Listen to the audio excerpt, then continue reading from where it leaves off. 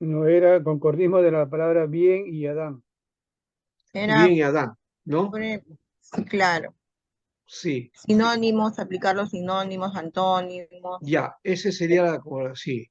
Y ya, yo lo voy a aceptar de todas maneras, pero el trabajo tiene que ver, era con, si hay, cómo lo trabajamos esto, que, porque el concordismo lo vamos a trabajar un poquito ahora también, vamos a hablar de eso hoy día para trabajar, que se está ahí, despejar la duda, ¿ya? Estamos hablando de lo que es el concordismo. Muy bien. Este, bien, buenas noches a todos. Pongan su cámara, ¿no? Para que ya saben que cuando el pastor Timoteo toma la foto, entonces no salga nombres nada más, ¿no? ¿No? Sino que hayan rostros, ¿no? Y, y bueno, pues no creo que se avergüencen, ¿no? Dios nos ha dado el rostro Mm, que tenemos, ¿no? Hay que, Algunos, hay que aceptar el cacharro, ¿no? algunos, algunos están contentos con lo que tienen, otros un poquito no, ¿no? Ah, ¿qué se va a hacer? ¿Qué sí va a ser? No, hay que dar gracias a Dios en todo, ¿no? Ah, además, la gracia está en la persona, no en el físico, ni las líneas exactas que tenga, ¿no? O en la tendencia acerca de cómo ven, ¿no es cierto? La estética de la belleza en la cultura, ¿no? Nosotros tenemos una expresión en el occidente, ¿no? Sobre belleza, que seguro en África no funciona así, Ah, sí. Ujú. y en Asia tampoco, Tampoco. ¿no? Tienen Mm, otra forma, entonces ustedes ven cómo eso es bello, no puede ser bello porque tenemos la idea de belleza desde la perspectiva occidental, ¿se dan cuenta? mm. ¿Ya? Entonces, la belleza es relativa, así que siéntanse contentos de eso, de tener lo que tienen. ¿Ya? Se me ¿Ya? fue un lapsus. Sí, y les va a caer bien a quien les caiga, pues, ¿no? Así que vamos a ser hermosos, preciosos o preciosas para la persona pues, que aprecie eso, ¿no? ¿No? Ujú. Eso es lo importante, ¿no? Muy Sí. bien, vamos a entonces hacer acá nuestra tarea. Estamos presentando, voy a hacer esto de aquí. De lo que le estoy mencionando también tiene que ver con comprensión, ¿no? Con cómo entender el texto. Por ejemplo, el asunto de la concordancia. Una cosa es la concordancia, otra cosa es concordismo, que vamos a explicar el porqué ahora. Ya, porque concordismo implica este, expresar algo que está o interpretarlo fuera del tiempo, ¿no? Entenderlo fuera del tiempo. Por ejemplo, una de las cosas que se aplica en las iglesias son, ¿no? En algunas iglesias, ¿no? Que la mujer no se pinte ni use pantalones porque la Biblia lo prohíbe. Esa forma de interpretar se llama concordismo, no se llama concordancia, ¿no? Ese concordismo quiere decir no que concuerda, sino que se ha concordado, o sea, en extremo, sacando el pasaje de fuera del tiempo y aplicándolo para ahora, ¿no? Y utilizando ese texto con los parámetros de hoy, ¿no? La Biblia dice y está prohibiendo que la mujer use pantalones. ¿Dónde está en la Biblia eso? No existe, ¿verdad? No. Pero muchos predicadores dicen, Pastor, debe estar en Suponías 4. a ver, Sofonías 4. No, dijo suponía, pastor. Ah, Ponía, suponía 4. Ya, ya, ya. Me entendí mal. por eso me reía. Está bueno el chiste. Pastor, Muy bueno eso. Sí, pastor, pues buenas porque no está en noches. la Biblia, o sea, no explícitamente porque en la época que se dio el texto no existían los pantalones, Sí, bueno, ¿no? Y al no existir los pantalones no hay prohibición de los pantalones, ¿no? claro. Ya, muy bien. Entonces, ahí hay un concordismo, o sea, aplicación de un texto fuera del tiempo o fuera de su contexto, ¿ya? Eso es concordismo, ¿ya? Entonces, hay pasajes que también así se van a dar, como eso, van a ir muchos otros que no concuerdan, ¿ya? Por ejemplo, algunos dicen que David era rubio, bello, de ojos azules, ¿no? Pero en otro pasaje dice que era moreno y de pelo crespo. Entonces, ¿dónde estamos, no? Entonces, para algunos, bueno, es que en Carta de Cantares habla eso, ¿no? Mi amado es rubio, dice, ¿no? Pero después de que le dice que es rubio, le dice que su tez es morena. Entonces, ¿dónde quedamos? ¿Es moreno o es rubio? ¿No? El problema está en el texto, en la interpretación, ¿no? La traducción, perdón, no en la interpretación, la traducción, ¿no? No dice rubio, dice rojo, colorado, ¿no? Bueno, ahí también hay otro problema, porque los morenos no nos ponemos colorados, ¿no? Nunca sabe, nadie sabe cuando los morenos están encolerizados, ¿no? Se ponen Porque ah, azul, se ponen. esa es una ventaja que tenemos los de tez morena, ¿no? ¿No? O que cuando nos sonrojamos, ¿no? O nos ponemos nerviosos por alguien, ¿no? O de repente, ¿no? Un joven le gusta a la chica y se pone colorado. ¿Cómo se pone uno de tez morena? Blanco. No sabemos, ¿no? Pastor, Bueno, ¿me eso escucha? es entonces, de alguna manera, el asunto del el concordismo, no concordancia, sino concordismo, ¿no? Entonces, estábamos viendo eso del bien, qué cosa era el bien y qué eso era lo malo, ¿no? Sí, eso me acuerdo ahora, cuando gracias por hacerme recordar a tu hermana Marta. Como dije, a la hermana Marta la vas a poner de secretaria, creo. Pastor, ¿me escucha? Pastor, buenas Pastor, buenas noches. noches. Sí, sí, Pastor, Pastor, no tenemos ninguna relación entonces el concordismo con la concordancia. Son dos cosas diferentes, ¿no, pastor? es diferente, sí, es diferente. La concordancia, y ahí ustedes tienen un ejemplo de la concordancia, es el texto, eh, ese documento o libro que juntamente con el diccionario, ¿no? Compramos al comienzo, ¿no? Que queríamos estudiar la Biblia. Entonces usamos la Biblia, usamos el diccionario, un manual bíblico, no un manual, ¿no? Sino un manual bíblico y una concordancia, ¿no? ¿Y la concordancia era para qué? Para buscar palabras, ¿no? Para buscar palabras. Ya. Pastor, buenas La noches. palabra, sí, Sí, Pastor, buenas noches. Yo, por ejemplo, también un tipo de concordismo sería también lo de Pablo, ¿no? Cuando dice que la mujer no puede enseñar, ¿no? Tiene que ser callada. Es un concordismo, entonces, sí, también, también.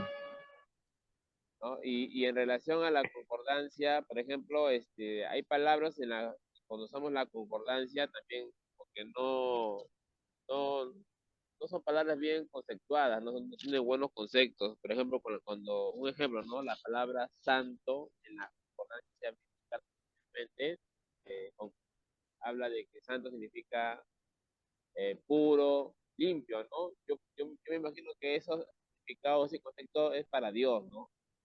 Porque Él es Ya, puro, es limpio, ¿no? Pero para una persona, porque la palabra santo, en un concepto teológico, quiere decir, pues, separado, apartado, ¿no? claro. Así debería estar, pero básicamente le dan un significado y luego buscan dónde aparece esa palabra en la Biblia, ¿no? ¿No? Así Ajá. trabaja la concordancia, ¿no? Entonces, ese es en relación al asunto. Ahora, hay otro detalle que debemos trabajar, o sea, para interpretar uno tiene que ir comprendiendo, ¿no? Hay que comprender o tratar de entender, ¿no? Una lectura siempre nos lleva a entender, ¿o no? ¿Ya? Una lectura, estoy hablando de lectura en el sentido de interpretar, ¿no? Porque si digo lectura solamente en el acto de leer, ¿no?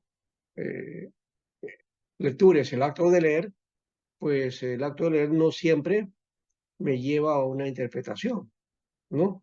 Hay personas que leen, pero ¿han comprendido? No, no ha habido acto de comprensión.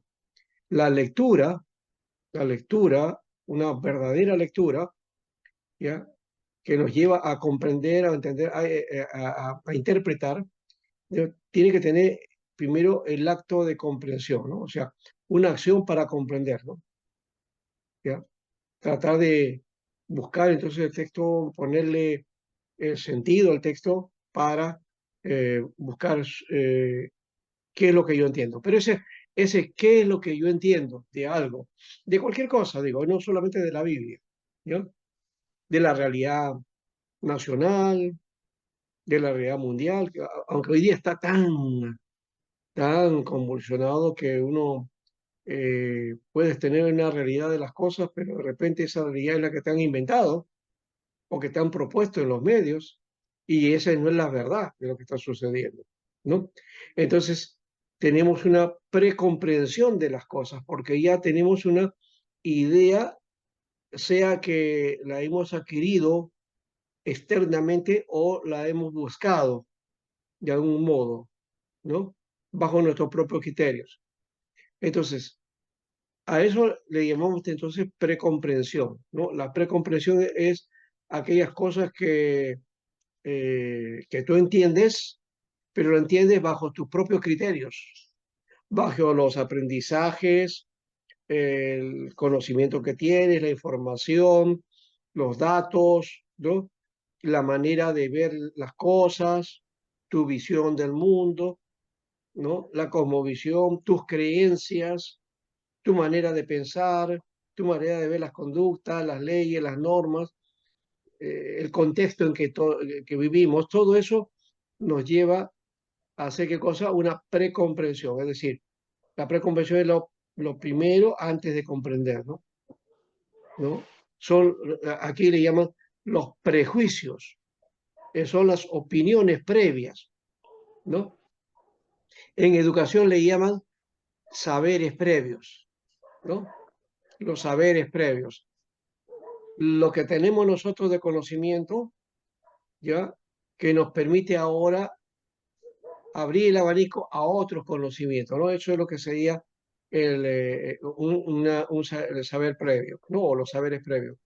La precomprensión viene a ser casi lo mismo. La precomprensión, entonces, ¿no? Es aquello que tengo que me permite abrir el abanico para comprender. Y hay que tomar en cuenta eso, que toda comprensión siempre tiene precomprensión, es decir, tiene prejuicios. Todos tenemos prejuicios, ¿no? Desde esa perspectiva, la interpretación que hacemos es relativa, ¿ya? Y aquí vamos a caer en un problema, porque uno dice, no, ¿cómo no? No puede ser, lo que yo veo en la Biblia no puede ser relativo, tiene que ser absoluto. No, es tu comprensión de lo que ves en el texto. No es el texto. El texto está ahí. El texto te habla, te dice, pero el texto te trata de comunicar algo y tú lo captas de acuerdo a tu comprensión, a tus propios prejuicios, a tus propias opiniones, a todo aquello que tú tienes como bagaje, ¿no?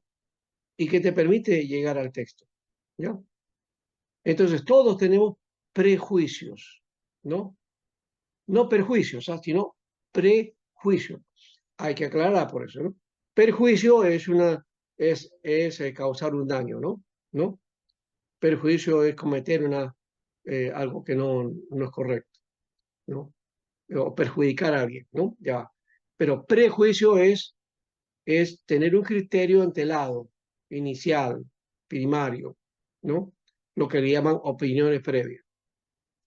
A esto se le conoce como los lentes hermenéuticos, ¿no? ¿Cuáles son los lentes hermenéuticos? Bueno, la cultura, por ejemplo. La cultura, nuestra forma de ver la cultura, nosotros reaccionamos, hacemos las cosas, ¿no? De acuerdo a una determinada forma que te lo desarrolla o te lo da la cultura. Desde chiquito nos van formando a nosotros, ¿ya? Y nosotros expresamos aquello que nos han enseñado, ¿correcto? Y lo que expresamos es la cultura que hemos aprendido, ¿no? O estamos dentro de un ambiente. Si estuviéramos en África seríamos de otra manera. Si estuviéramos en Europa estaríamos de otro modo. Si estuviéramos en Asia, también. Y si estuviéramos en Norteamérica, también. Son formas culturales diferentes, ¿correcto? Entonces, la hermenéutica está mediada por la cultura, tu manera de pensar, tu idiosincrasia, ¿no? Por si acaso, es idiosincrasia, no es idiosincrasia, ¿no? ¿No? ¿Ya? Idiosincrasia. ¿Qué cosa es idiosincrasia? Es la característica que emanamos todos o que tienen un grupo cultural, no sea un grupo de personas, ¿no? Que es característico a todos, ¿no? Entonces es la idiosincrasia. La lengua también, ¿no? La lengua que no es el órgano del que habla Santiago, no, de la lengua estamos hablando del idioma. El idioma también es digamos, un lente hermenéutico, ¿no? Por eso hablamos de las traducciones, ¿no? Lo que tenemos de la Biblia es una traducción de los originales. En los originales está entonces el texto. Mi Biblia es una traducción. Aún así, esa traducción Dios ha bendecido y nos ha llegado a hablar, sí, con las imperfecciones que tiene. Nosotros tenemos ahí la palabra, ¿no? El mensaje de Dios y que nos ha llegado. Y ojo que digo imperfecciones, porque algunos dirán, no, la Biblia es perfecta, todo, es inerrante. En cuanto al mensaje lo es, pero en cuanto a la formación, el texto, la producción, las traducciones, las diferentes copias que han habido, ya, eso es otra cosa. Eso se estudia, se analiza, ¿no? En lo que se conoce como ciencias bíblicas. Ahí se analiza todos esos aspectos, ¿no? Bueno, la educación también. Y aquí no queremos discriminar a nadie, pero una cosa es cómo interpreta una persona que tiene primaria, ¿no? O como otra persona que tiene la secundaria, ¿no? O otro que tiene estudios superiores, o que ha llegado a grados altos académicamente. Su educación también va, digamos, a ser como un lente para interpretarlo, ¿no? Su visión va a ser diferente. La religión también. La religión también es otro elemento hermenéutico. Los dogmas que tenemos también de la religión, ¿no? Que ya lo hemos establecido. La teología, la doctrina, son los lentes hermenéuticos, que muchas veces vamos a la Biblia y bajo esos criterios leemos la Biblia. ¿Mm? ¿Qué? ¿La Biblia no debo leerlo de esa manera? No, es que hay que evitar ir con esas cargas, ¿no? La carga ideológica, ¿no? Las ideas que uno tiene acerca de la Biblia y de la revelación. Entonces, desde ahí ya viene el problema. Por ejemplo, a algunos se le hace problema cuando se le dice, y porque en la ciencia bíblica y la antropología se ha encontrado, hay la teoría de que en el Pentateuco no lo ha hecho Moisés, ¿no? Eso lo dice la tradición, ¿ya? La tradición cristiana y la tradición judía, ¿ya? Pero ellos asumen que es así y que todos los autores de la Biblia que decimos que son los autores los sujetamos porque la tradición dice así. pero muchos han ido estudiando, analizando y encuentran que no, los autores no son los autores que dice la Biblia. Eso atenta contra la revelación, eso atenta contra la inspiración. Algunos dicen, sí, sí, sí, no, ¿cómo es posible? La inspiración está... No, no tiene nada que ver con la inspiración porque son hombres. La inspiración viene de Dios, la revelación viene de Dios, no de los hombres. ¿Te das cuenta? Entonces la implicancia de que si es Moisés o no es Moisés, no es el problema. No debería ser problema para nosotros, ¿no? Porque aunque en el texto dice, sí, el texto dice que Moisés, o que la ley de Moisés dice, pero es que ese es el elemento de la cultura judía que se expresa en el texto, ¿no? Que nos habla de que atribuyendo a Moisés todo eso, ¿no? Pero finalmente es Dios el que hizo, ¿no? Dios es el que da el texto. No es Moisés el que lo inventa. Moisés no dio la ley. Moisés no es el que establece las normas, ¿no? Aunque hay algunas normas que sí Dios le permite a Moisés, ¿no?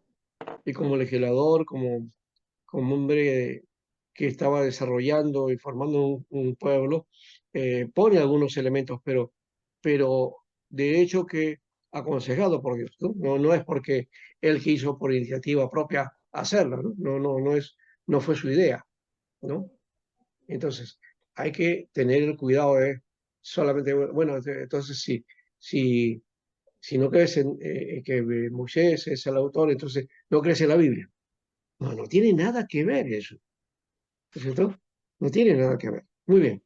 Entonces, a eso se llama prejuicio, prejuicio, ¿ya? Entonces, si crees que Moisés es el autor del Pentateuco, también, no hay problema. Eso no tiene por qué afectar tu interpretación, ¿no? De ninguna parte ni de la otra, ¿no? Muy bien. Pero a veces se pone como fundamento, ¿no? Bueno, ahí están mis lentes. ¿Qué hacen ahí? Sí, se parecen lo mío. Las opiniones previas determinan nuestra comprensión del texto bíblico, por lo tanto, determina nuestra interpretación, ¿no? Bien. Entonces la interpretación siempre empieza con conceptos previos, ¿no? Los conceptos previos, ¿no? Entonces tenemos el texto bíblico, ¿no? Y el punto de partida es, ¿qué cosa? Las precomprensiones, ¿no? ¿No? Yo voy a la Biblia, pero ya tengo una carga que tengo porque no voy en blanco, ¿no? ¿No? Y si fuera en blanco también, no sabría qué hacer porque mm, ¿cómo categorizar si no tengo elementos de categorías, ¿no? ¿No? De clasificación, de, digamos, diversificar las cosas, poner las cosas en el orden adecuado, ¿no? Si no tengo eso, entonces una comprensión por lo menos de la realidad, de la vida, de la formación, este, no podía ser tampoco, y no podía entender, ¿no? Ya. Eso es un elemento bueno, excelente, pero también te digo, te limita, ¿no? Muy bien. Ahora, dentro de la exégesis y la hermenéutica, vemos aquí. El objeto de estudio es el texto en la exégesis, ¿eh? Fíjense, cuando vamos al texto, la exégesis y la hermenéutica van de diferente manera, ¿no? Cuando la exégesis va a las escrituras, lo que hace de objeto de estudio para ellos, o para la exégesis, o cuando hacemos exégesis, el objeto de estudio es el texto precanónico y canónico. Esto quiere decir, es el proceso, ¿no? Hasta el texto actual, ¿no? ¿Cómo se hizo el texto? ¿No? Y si este texto es correcto, es real, verdadero, es seguro, ¿no? Se trabaja todo eso en la exégesis, ¿no? Si ha habido adiciones, si ha habido omisiones, si ha habido alteraciones, en qué parte ha sido, qué palabra utiliza tal tradición o tal familia de texto, ¿no? Y cuál es el texto adecuado, cuál es el que trabajan los demás, ¿no? en fin, entonces se habla de eso hasta ver el texto cómo nos llega a nosotros ahora. La hermenéutica lo que hace es usar el texto canónico, ¿no? Es decir, el texto actual como está hoy, ¿no? A partir de ahí interpreta. En cambio, la exégesis se interpreta bajo los criterios de ver cómo se ha construido el texto. ¿Ve? Entonces hay diferencia. ¿Eh? Dos, la exégesis es un estudio académico, ¿no? Académico, es de estudio de investigación. Estudia el texto bajo los aspectos que pueden ser objeto de conocimiento. ¿Ya? Entonces, cuando se trata de eso, bueno, yo puedo expresar ciertos elementos de estudio, de investigación que he encontrado y los puedo dar a la congregación, pero también tengo que hacerlo en un lenguaje sencillo, ¿no? Porque el trabajo de investigación es de corte académico, ¿no? La hermenéutica, en cambio, es pastoral, ¿no?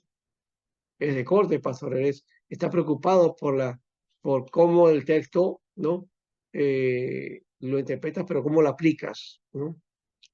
Entonces aquí precisa la actualización del mensaje, su precedencia, no su procedencia. En la exégesis lo que importa es la procedencia del texto. En cambio acá es la precedencia. ¿Qué es la precedencia? No es algún hermano que no sabe hablar el castellano, no dice presidencia, sino precedencia. No, precedencia es otra palabra diferente. Precedencia es algo que precede, ¿no? Lo que precede al texto, ¿ya? Es decir, lo que precede al mensaje, cómo lo aplicas, de cada acuerdo a la importancia de la necesidad actual, cómo lo aplicas, ¿no? ¿Ya? La precedencia es la aplicación que se hace del texto o de la enseñanza, ¿no? Que hemos recibido del texto o lo que estamos aprendiendo del texto, ¿ya? Entonces la preocupación siempre nuestra ha sido esa, y esa es hermenéutica. ¿Se da cuenta la diferencia ahora? Entonces la hermenéutica está siempre preocupada por eso, ¿no? Un mensaje, siempre lo hacemos para hablar en la iglesia, ¿no? Y para que cambie su conducta y para que aplique la palabra y que pastoralmente desarrolle su vida espiritual, ¿no? La exégesis no tiene ese concepto, ¿no? La exégesis hace uso de todos los aspectos que puedan ser objeto de conocimiento, ¿no? De investigación. Y utiliza las herramientas para eso, ¿no? El texto en hebreo, el texto en griego, la lingüística, la paleografía, la arqueología, la historia, ¿no? La, la búsqueda literaria, ¿no? Del texto, el estudio literario, ¿no? El análisis literario, ¿no? La búsqueda de estructuras literarias, ¿no? De aplicaciones, ¿no? La narrativa, la poética, ¿no? Los usos de figuras literarias, todo eso, ¿no? Que van desarrollándose entonces en el plano de, de la interpretación desde la perspectiva del conocimiento del texto, ¿no?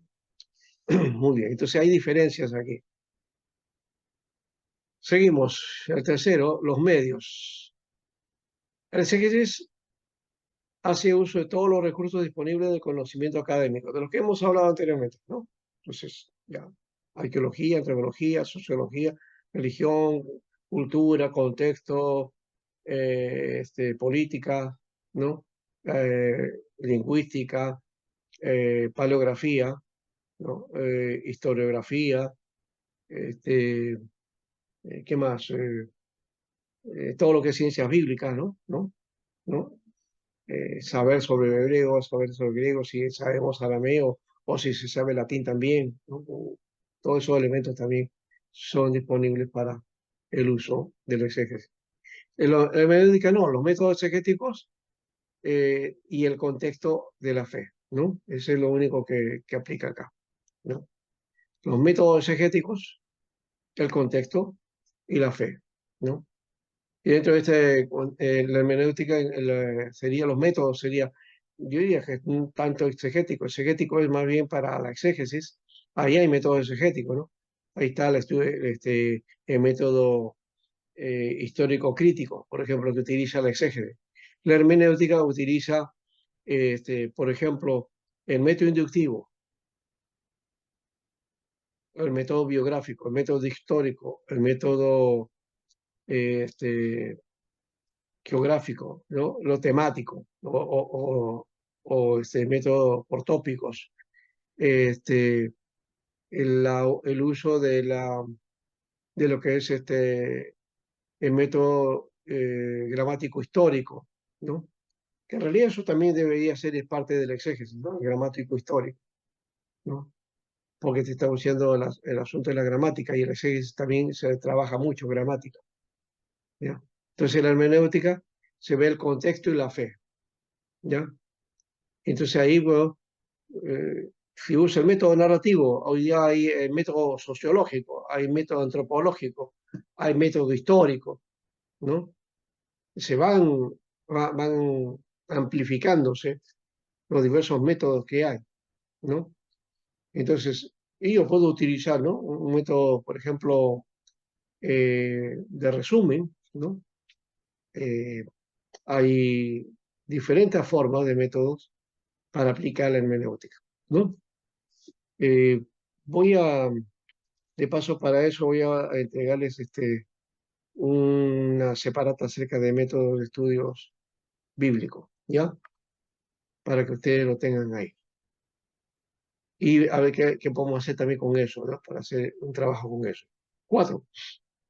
El auditorio. El exégesis, ¿cómo ve el auditorio? A todo aquel y aquella que trabaja el texto para su quehacer ministerial o académico.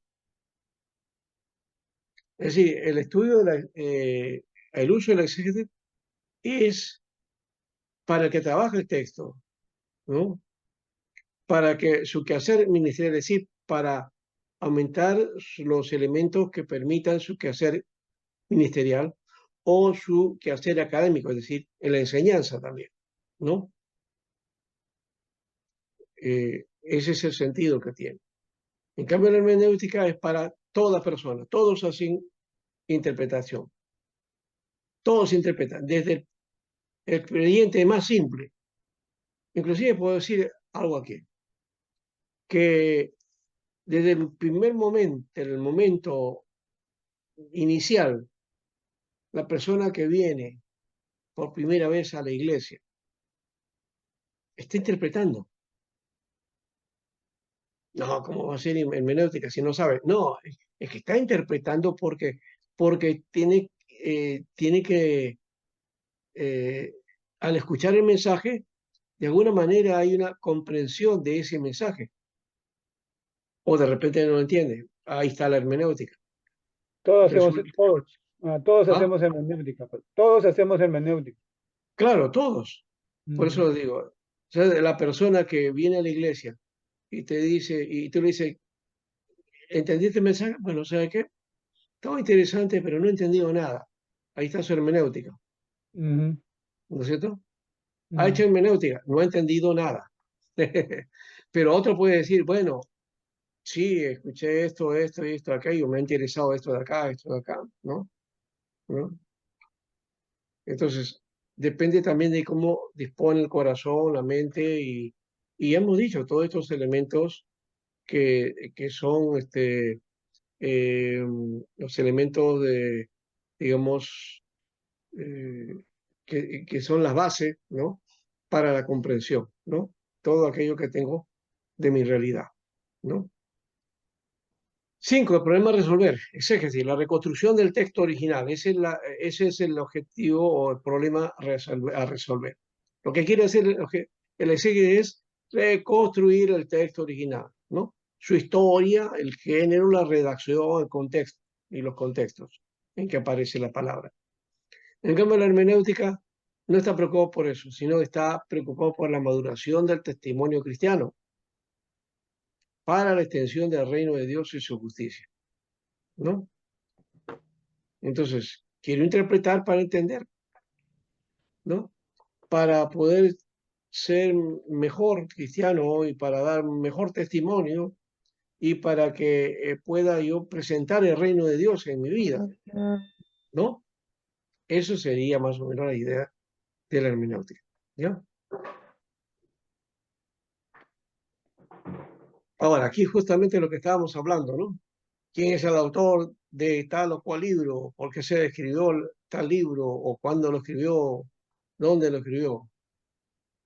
En general los cristianos le aplican en general los cristianos le aplican su interpretación de la Biblia, sí, ¿no? Bajo estos criterios, ya.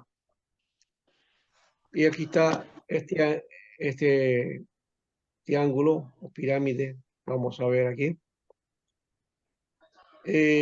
Aquí está entonces la reacción o la respuesta que tengamos a estas preguntas van a estar basadas en ciertas distinciones, ¿no? Históricas, literarias, textuales y filológicas, ¿no?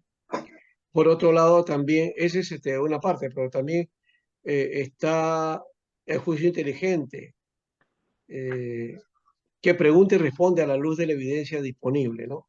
No es solamente preguntas por preguntar, ¿no? ¿No? Sino que hay a una evidencia y por lo tanto, bajo esa evidencia, hace juicio o interroga.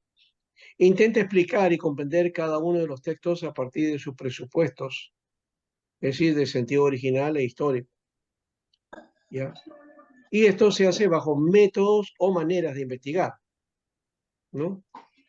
Métodos y maneras de investigar. Entonces, uno no se trata solamente, abro la Biblia ya y interpreto ya. No. Aún si estuviera haciendo eso, ya eso es un método, ¿no? Una forma de entender. Antiguamente, ¿qué cosa era? Creo que lo mencionamos ya, ¿no? El método alegórico y el método literalista, ¿no? Que fueron los primeros métodos que la iglesia tuvo y que esos dos métodos tuvieron su encontronazo, ¿no? ¿No?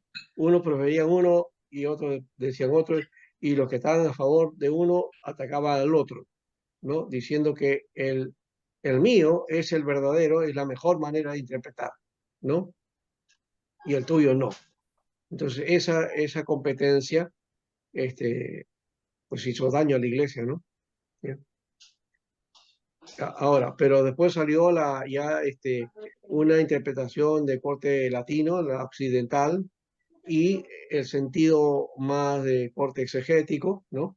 Que se fue desarrollando hasta llegar a lo que se llamó el gramático histórico, ¿no? El método gramático histórico o histórico gramatical, que los reformadores utilizaron y que ha sido vigente hasta ahora y creo que todavía sigue en algunas iglesias. Entiendo que la iglesia presbiteriana tiene ese método, ¿no? El histórico, no, el histórico gramatical. El que se está poniendo más bien en boga es el método o los métodos histórico-críticos, ¿no? Que son los métodos críticos, bajo el criterio del uso del texto crítico también, ¿no? En este caso del Nuevo Testamento, ¿no? Porque el texto del Antiguo Testamento tiene si bien hay familias de textos, las familias masoréticas, hay dos o tres más o menos que difieren, pero que básicamente son de uno solo. En cambio, en el texto del Nuevo Testamento tenemos el texto Receptus, que estuvo vigente hasta el siglo XIX, diríamos así, y el siglo XX, finales del XIX y todo el XX y XXI, entonces ha sido el trabajo de el texto crítico, ¿no? Entonces que la crítica textual ha ido tomando fuerza ahí, ¿no? Hoy en el exégesis te enseñan esos aspectos. Bien. Ahora, bajo esos criterios, reaccione ante la crítica bíblica. ¿No? Ya hemos hablado de la crítica bíblica, ¿no? La crítica bíblica viene a ser, entonces, el estudio del método histórico crítico, sí, histórico crítico, ¿no? Porque el otro es histórico gramatical, este es histórico crítico, es diferente. El método histórico gramatical se dedica al análisis del texto bajo cómo está ordenado gramaticalmente, ¿no? ¿Qué es lo que se entiende? ¿Cómo lo entiendes? ¿En qué tiempo está? ¿No? Y si cambia el tiempo, si cambia las personas, si cambia el sujeto, si cambia el, el contexto o el lugar, alguna frase que varía, que da el giro, todo eso se analiza en el aspecto gramatical, las repeticiones, las palabras, ¿no?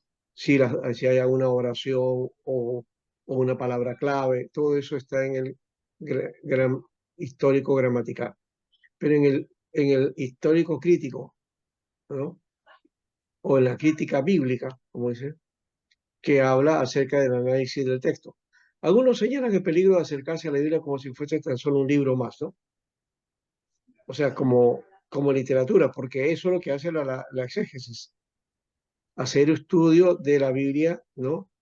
Desde una perspectiva literaria. Algunas reacciones fueron mucho más negativas, y esta reacción se provoca por exceso de algunos críticos radicales que reaccionan en forma negativa rechazando absolutamente todo tipo de acercamiento crítico a la Biblia.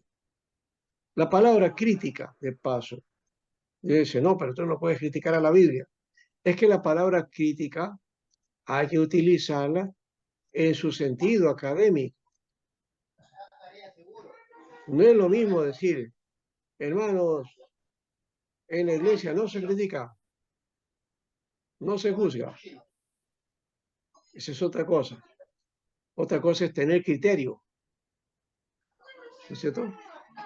A ver, hermano, de su manera de pensar, ¿qué es lo que propone usted? ¿Qué entiende usted? Eso es una posición crítica, ¿no? Una propuesta. Bueno, yo pienso de esta manera, sí, no estoy de acuerdo con esto de aquí, me parece que esto debemos hacer así, ¿no? Ese es el análisis, ese es el trabajo de lo crítico. Y lo crítico es bueno, no es malo, ¿no?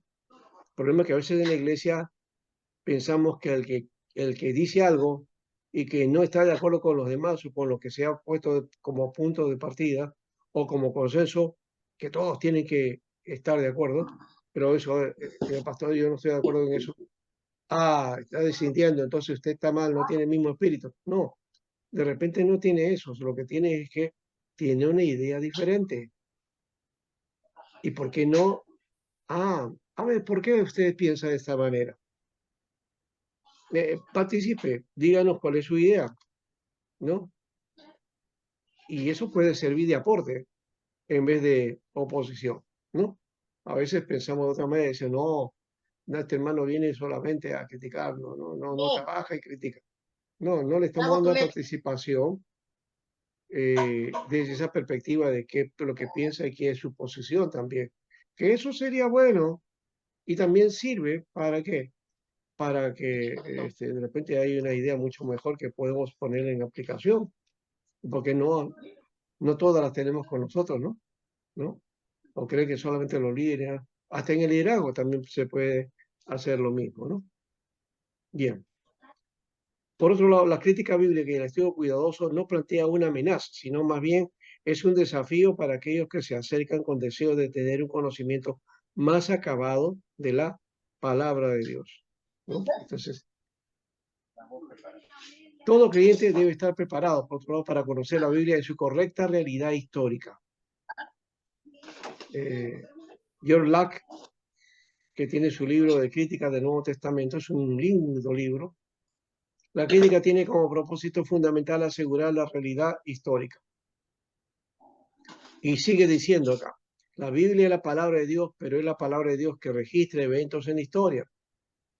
Puesto que la Biblia es en sí misma el producto de la acción de Dios en los acontecimientos históricos, requiere de un estudio crítico e histórico para reconstruir, tanto como sea posible, los hechos históricos a través de los cuales se produjo la revelación.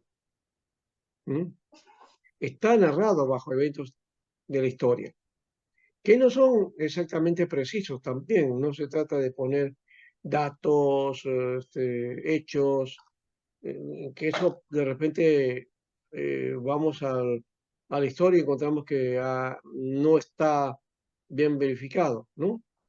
Lo que trabaja acá es una apreciación de la historia, de cómo ve la Biblia, ¿no? Y cómo nos desarrolla el mensaje bajo ese criterio, ¿no? Y le digo eso ¿por qué? Porque, por ejemplo, eh, esto no tiene nada que ver con lo que voy a contarles, pero por lo menos puede servir como un ejemplo, ¿no? Para ver cómo es que la historia tiene su lugar, ¿no? Me estoy recordando simplemente creo que fue el año 39, no, 45, por ahí, o 40, tenemos por ahí, no recuerdo ahorita. Fue unas Olimpiadas que se hicieron en Alemania, ¿no? Y, o en Austria, no recuerdo, pero fue en Europa, ¿no? Y Perú fue a jugar allá, la selección peruana de fútbol fue para allá, ¿ya? En la época de Magallanes y otros grandes jugadores del pasado, ¿ya? Y ellos tenían que jugar, ¿no? Con un país europeo, ¿no? Y ya estaban para ir a la final con ese partido, ¿no? Y Perú hizo un gran partido y ganó, ¿no? Pero la historia de ese partido se cuenta de varias maneras. Los peruanos lo contamos de un modo. Algunos dicen que lo que dicen los peruanos no es así, sino que fue de otra manera, ¿no? Algunos hasta inclusive ponen a Hitler como parte diciendo no puede ser que estos morenos no hayan ganado a los arios, ¿no? Y determinan, ¿no? Por no sé qué, un incidente que hubo en el partido, anular el partido, ¿ya? Y que se juegue de nuevo a puertas cerradas, ¿ya? Entonces, ¿qué hizo la selección? La selección peruana se retiró, ¿no? Y después de 3 meses, porque el viaje de Europa a América Latina, pues no era como antes, no es como ahora, con avión rápido, ¿no? Vinieron en barco, la noticia también demoró, ¿no? Y cuando llegan, los jugadores llegan pues como héroes, ¿no? Los tratan acá como si hubieran ganado y no ganaron nada, ¿no? Porque se retiraron, ¿no? Y entonces hasta inclusive se hizo una polca, es decir, le llaman polca, bueno, en Polonia hay un ritmo que se llama polca y de ahí también se anexó al Perú a la música criolla, ¿no? Y se hizo una canción, ¿no? Sobre esta selección olímpica, ¿no? Hablando de los jugadores y todo, de lo que hicieron allá, ¿no? Ya. Hicieron brillar el balón, dice, ¿no? Allá en Berlín, dice, porque sí, el partido fue en Alemania, ¿no? Sí. Y Hitler inclusive estuvo en ese partido. Pero como le digo, se cuenta la historia de varias maneras. ¿Cuál es la verdad? ¿Mm? La que tienen los alemanes, la que tiene el comité olímpico de esa época, la versión peruana, la versión de los periodistas deportivos, ¿no? O sea, haya quedado en la duda, todavía está eso para analizar y estudiar, ¿no? Pero fue un hecho histórico, sí, fue un hecho histórico. ¿Cómo sucedió? No sabemos. Entonces la Biblia también te cuenta hechos históricos, pero no te da los detalles de cómo sucedió, ¿no? Y entonces puede que los eventos hayan sido distintos a los que te cuenta la Biblia, y eso no significa que no sea pues revelación, ¿no? O no sea inspirado, ¿no? Entonces, ¿por qué? Porque cuenta la historia de otro modo. Aparte de que cuando hablamos de eventos en la historia, nosotros aplicamos la categoría de la historia y la disciplina de la historia para analizar los hechos históricos de la Biblia. Quiero decirte una cosa, que la ciencia histórica, ¿no? Las ciencias sociales, ¿no? Tienen sus propios parámetros, ¿ya? Y la historia que emana de la Biblia no tiene esos parámetros, ¿ya? Entonces, desde la perspectiva de la historia que está en la Biblia no es historia. ¿Se dan cuenta? ¿Ya? ¿Por qué? Porque es una disciplina que, digamos, no es muy antigua, ¿no? Tiene poco tiempo, ¿no? Las ciencias sociales. Entonces, digo ciencias sociales porque viene del 18, creo, 18, 19, 20, por ahí, ¿no? Pero antes la preocupación era poca en ese aspecto. Hoy día sí, hay mucha preocupación para búsqueda de hechos históricos, ¿no? Bien, espero que me entiendan esto, ¿no? ¿Se está entendiendo? ¿Sí? Si no, me preguntan, por favor, ¿ya? ¿Se ha entendido? Entonces, desde la perspectiva de la disciplina de la historia, la Biblia no contiene historia, pero hay eventos históricos, ¿ya? Que hay que ver que esos acontecimientos históricos, entonces hay que cómo analizarlos, cómo reconstruirlos, ¿no? Y cómo se puede ver la revelación ahí, en esos hechos, ¿ya? Ahora, la exégesis y la hermenéutica son herramientas incorporadas, ¿no? Sí. La práctica, las técnicas que se aprendió, los métodos para hacer exégesis y la aplicación de la interpretación al texto bíblico. De esto, los métodos exegéticos o análisis bíblicos son las principales herramientas y la hermenéutica de interpretación, ¿no? Es imposible, por otro lado, aislar la Biblia de su propia historia, por lo que se debe trabajar con los métodos que investigan la historia y concretamente investigan la literatura antigua. Por ahí creo que sí podemos trabajar mejor, o sea, cómo investigar la literatura antigua, ¿no? Y ahí está la historiografía, ¿no? Que nos permite un poco desarrollar, ¿no? A nosotros el hecho histórico, ¿no? Los métodos exegéticos no son una opción, son una obligación para el aspecto académico.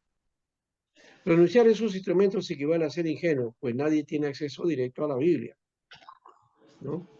La Biblia es un texto escrito, por lo que se le aplica en su estudio los mismos métodos que a otros textos de la antigüedad.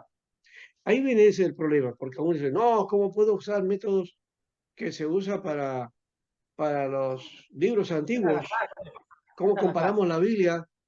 ¿Cómo estamos comparando la Biblia a ese nivel de esos libros? No, no puede ser. Es la palabra de Dios. Está bien, es la palabra de Dios. Pero eso no quita que se aplique métodos para estudiar el texto, porque el texto viene de la antigüedad. Y por lo tanto, para tratar de entenderlo, tengo que levantar los elementos que me permitan entender qué es lo que está diciendo el texto y qué decía para su tiempo, ¿no? Entonces, ¿cómo rescatar eso? ¿No? Porque hay 2000, 3000 años de diferencia, ¿no? Lo que hace diferente a la Biblia entonces es su carácter de escritura sagrada para la iglesia cristiana, ¿ya? Y escritura sagrada también para la religión judía, ¿no? El Antiguo Testamento. El canon, las reglas de medida y las normas de fe, ¿no? Por favor, ese William, audio. El William, audio, por favor. William. Bajan el audio porque me están interrumpiendo. Entonces, el uso de la Biblia en la iglesia es palabra de Dios, ¿no? Palabra de Dios a la iglesia, ¿no? Que habla a la iglesia. Los métodos exegéticos, si bien son condición básica para todo exégesis, solos son un medio profano de lectura bíblica. Y aquí utilizamos la palabra profano de una manera, digamos, también de un criterio, ¿no? Académico, ¿no? No de forma despectiva, eso es profano, eso es malo, ¿no? Pecado, pecaminoso, ¿no? O como algunos dicen, no, es humanismo, es racionalismo humano, y desechamos eso, ¿no? Y desechamos el estudio también de paso, ¿no? Cuando se habla de solo es un medio humano de lectura bíblica, es porque se hace uso de conocimientos que el hombre ha desarrollado para hacer lectura de la Biblia, ¿no? Por lo tanto, la Biblia debe ser interpretada teológicamente por ser escritura sagrada del cristianismo, pero para tal fin se debe ir más lejos que los métodos exegéticos. En el proceso de interpretación, el mismo intérprete es cuestionado y desafiado por el mensaje de los textos. En este proceso habla nuevamente al texto y se actualiza con nuestro lenguaje, la intención original de la palabra bíblica. Convertir la palabra antigua en discurso actual es el objetivo de la hermenéutica. Y subrayen eso, escríbanlo bien. Convertir la palabra antigua en discurso actual es la hermenéutica, ¿no? Ese es el objeto de la hermenéutica. Así que convertir la palabra antigua en discurso actual es tarea de la hermenéutica. En cambio, hacer estudio de la palabra antigua y qué nos dice y qué dijo en su tiempo, ese es asunto de la exégesis. Los métodos exegéticos son solo parte del proceso de explicación e interpretación. Son necesarios para clarificar históricamente los problemas, dar orientación, corregir teologías, ¿no? Y los métodos exegéticos son solo un camino, no la meta. Es un camino.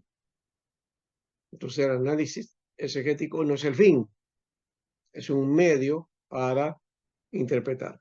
Son parte de la comprensión, no su totalidad. Para eso debemos ir a la hermenéutica, o sea, cómo finalmente interpretamos. Etimológicamente, hermenéutica significa, hay significados muchos. Por ejemplo, afirmar, proclamar, interpretar, esclarecer, hasta traducir. Todos estos verbos tienen el significado común que se refiere a algo escrito o hablado, que se debe ser aclarado o debe ser explicado. En otras palabras, un mensaje o texto necesita ser entendido y explicado de manera que su contenido sea inteligible a los lectores, ¿no? Y toman esa palabra, ¿no? Inteligible, ¿no? ¿Qué entiende por inteligible? Algunos dicen, no, esa palabra no la entiendo. Inteligible seguramente es algo que no se entiende. No, inteligible significa que es entendible, ¿no? Que es interpretado, ¿no? Que puede ser explicado. Entonces, ser entendido y explicado de tal manera que su contenido, el texto necesita ser entendido y explicado de tal manera que su contenido sea inteligible a los lectores, es decir, que sea comprendido. Inteligible también tiene que ver con inteligente, ¿no? No, es que yo pues soy bruto, no entiendo. No, pues es difícil que no puedas entender la Biblia. Inteligible es que es claro a tu entendimiento, ¿ya? Que es fácil para tu comprensión, ¿no? Lo puedes comprender, lo puedes entender. Eso es lo inteligible, ¿no? La tarea hermenéutica sigue orden, honestidad, juicio y estética en el modo de traducir su sentido a las realidades concretas de hoy. Todo acercamiento al texto bíblico está determinado por el instrumental de análisis que el intérprete tenga de la teoría hermenéutica. Ahora, también está determinado por la vivencia e inteligencia del intérprete como persona hoy, ¿no? Y que de paso todos tenemos inteligencia, ¿eh? Nadie puede decir que no tiene una capacidad. Quien no puede evadirse de su realidad de que intérprete, o sea, el que interpreta hoy, ¿no? No puede evadir eso. Su subjetividad colorea la interpretación, ¿no? Entonces, el hombre es subjetivo en cuanto a visión de las cosas, ¿no? Y va a interpretar el texto bajo ese criterio, ¿no? Entonces la subjetividad colorea la interpretación. Tenemos que entender eso, que lo que interpretamos, lo que entendemos de la Biblia es aquello que yo entiendo, pues de repente ese entendimiento no está completo, no es muy objetivo, es subjetivo, a veces hasta puede ser, digamos, muy espiritualista, ¿no? Pero es mi interpretación. Entonces, bajo qué criterio voy a tener que ir analizando más y más hasta llegar a una comprensión del texto tal como debería haber sido interpretado o entendido a sus lectores originales, ¿no? Y lo estoy aplicando de ese modo. Bien, entonces ahí tenemos este espacio. ¿Alguna palabra aquí? ¿Alguna pregunta?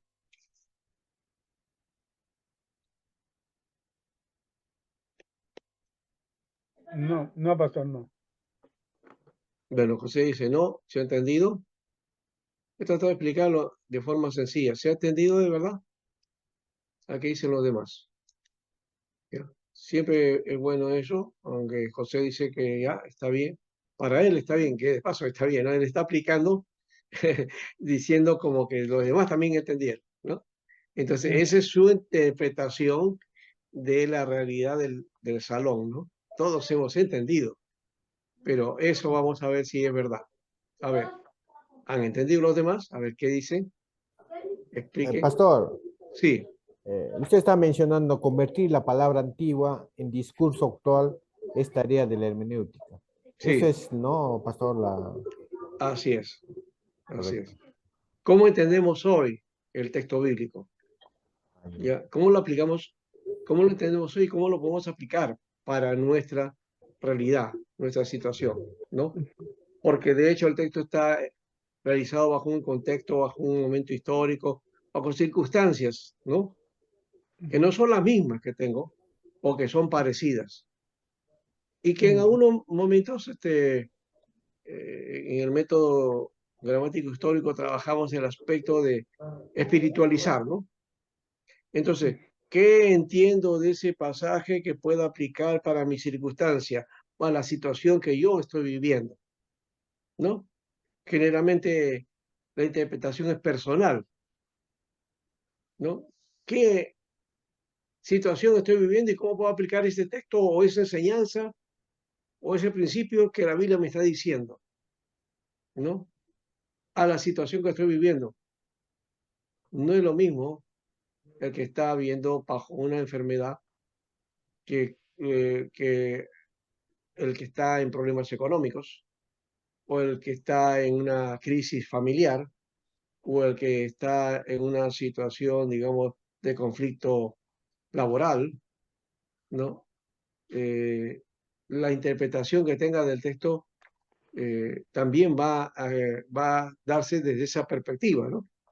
¿No? Entonces voy a buscar el texto, ¿qué me dice, Señor, para esta situación que estoy viviendo? Lo voy a aplicar por ese lado. Pero es lo que el texto quiere decir. Por ejemplo, esto que también se usa como concordismo. Vean el Salmo 17:8. Salmo 17:8. Y lean ese solo versículo. Aunque los demás versículos también serían interesantes, pero solamente el versículo 8, nada más. A ver, ¿qué dice? Guárdame como a la niña de tus ojos. Escóndeme bajo la sombra de tus alas. Muy bien. Muy bien. ¿Alguien tendrá otro texto bíblico que diga otra cosa? A ver, de repente.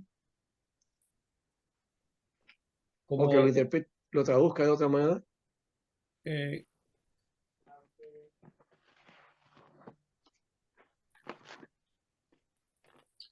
guárdame con ellos luego de comer tus alas. ¿No? La A ver, a Biblia. ver. ¿Qué dice? No se escuchó bien.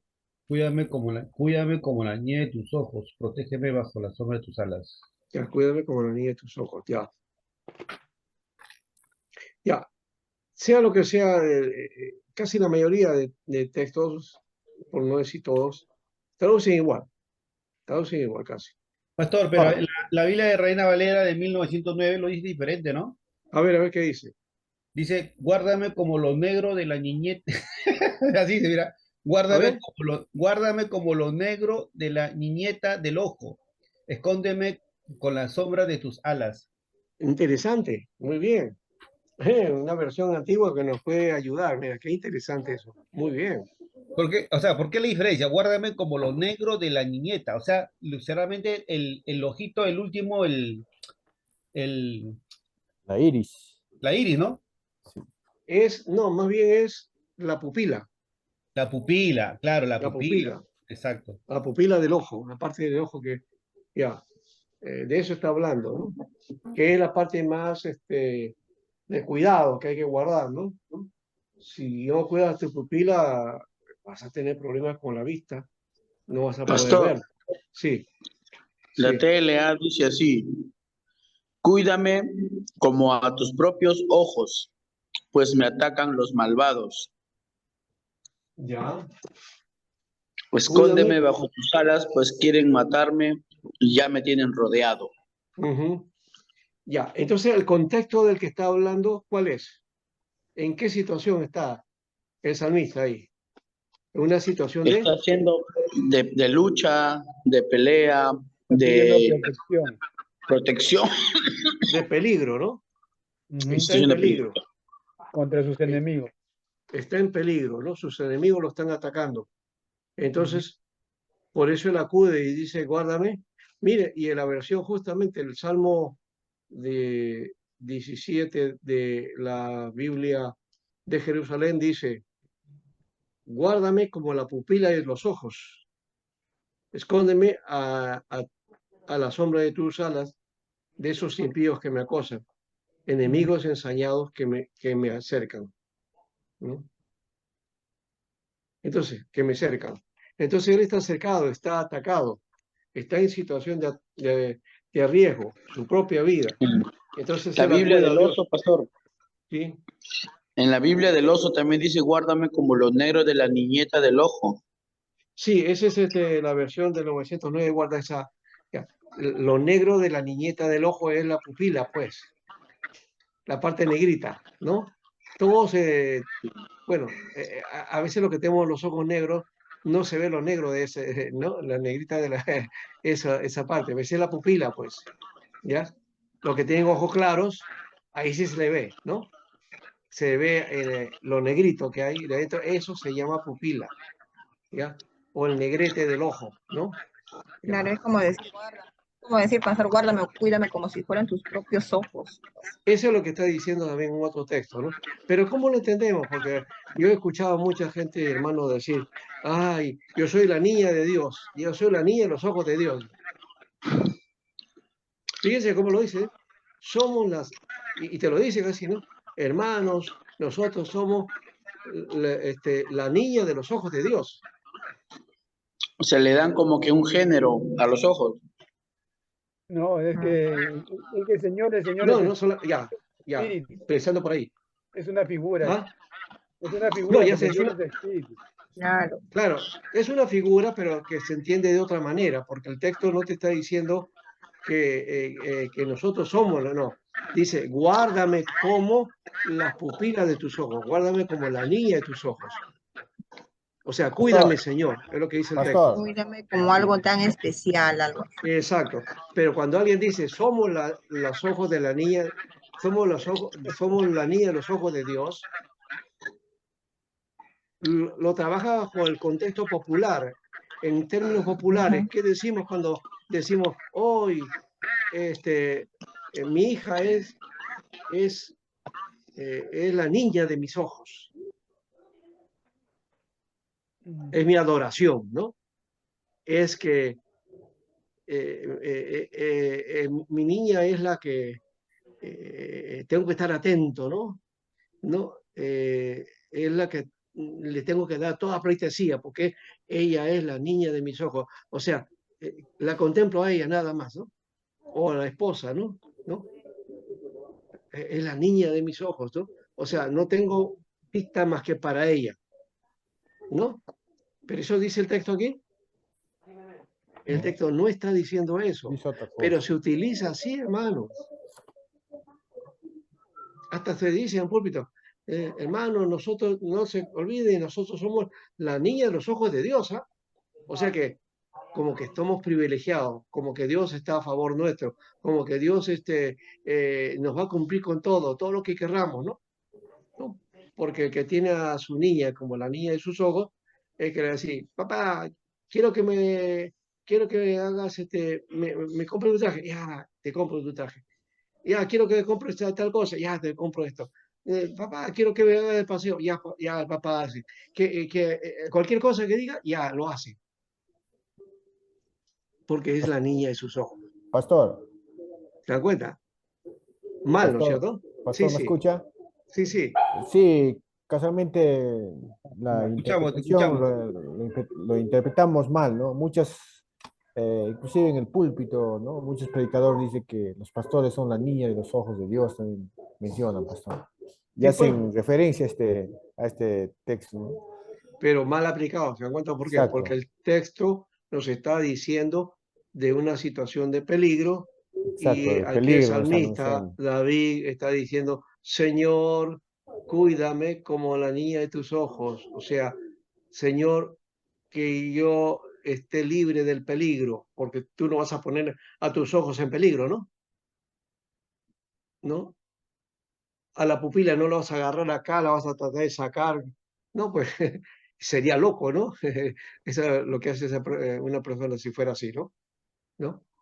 No, nadie va a tratar mal a sus ojos, no va a tratar de preservarlos, porque con eso miramos, ¿no? Observamos, podemos manejarnos solos sin ningún problema, ¿no? No tenemos limitación desde esa perspectiva. Entonces, aquí está hablando justamente de eso, David. Está en un momento difícil, está en peligro, Pastor, ¿no? Ya, sí, pastor, pero claro, eso es lo que uno puede decir prácticamente, ¿no? Pero en realidad, físicamente o viendo el cuerpo humano, tanto de nuestra realidad, como se le puede llamar la pupila, o más conocida como la niña del ojo, ese se encuentra parte central del iris.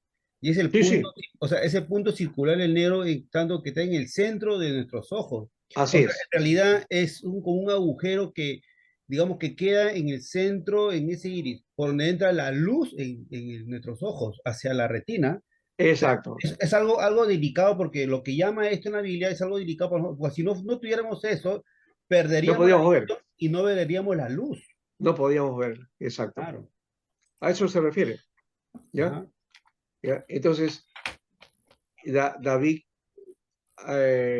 apresado, pues su vida no sería nada, ¿no? Estaría por perder la vida, ¿no? Como perder Claro. la luz, ¿no? Y Exacto. eso es lo que está haciendo, la comparación de eso, Ajá. ¿ya? Entonces hay que ver el texto en su verdadera dimensión, ¿te das cuenta? ¿Ya? Claro. Bien, creo que ha ayudado bastante en eso. No sé si hay otra cosa más por ahí, si no vamos al descanso. ¿Eh?